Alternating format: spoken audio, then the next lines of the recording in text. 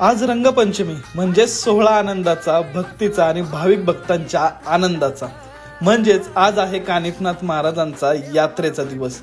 आज गेलो होतो कानिफनाथ महाराज मंदिर बोपगावला। तसं तर आम्ही दर गुरुवारी जातो, पण आज आम्ही दोघच गेलो होतो, कारण आज यात्रा होती। त्यामुळे म्हटलं यात्रेला तर गेलंच पाहिजे, बाकी तर काय आपण येतच असतो। ज्यावेळेस आम्ही पोहोचलो त्यावेळेस कावड म्हणजेच काठ्या नाचवायचा कार्यक्रम चालू होता।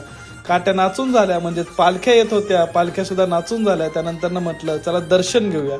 दर्शन घेण्यासाठी भाविक भक्तांची खूप गर्दी झाली होती आणि यावेळेस जरा गर्दी जरा जास्तच होती।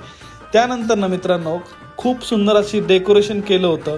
आणि तुम्हाला असा प्रश्न पडला असेल की ही जी मुलं आहेत ही मंदिरावरती काय करतात ते, तर मित्रांनो प्रथेनुसार ती मुलं वरती थांबलेली असतात आणि ते वर्ण रंगांची उधळण करतात, रंग आपल्या अंगावर टाकतात आणि त्याच प्रकारे उत्सव हा इथं साजरा केला जातो रंगपंचमीचा। तुम्ही बघू शकता वरतून काही अशा प्रकारे मस्त मध्ये रंग टाकला जातो। भाविक भक्तांना एक आनंद सोहळा तिथं न्हावून निघतो। मस्त ढोल ताशांच्या गजरामध्ये एकदम हलगीच्या नादामध्ये सगळेजण तिथं न्हावून निघतात आणि अशा प्रकारेच हा कानिफनाथ उत्सव साजरा केला जातो।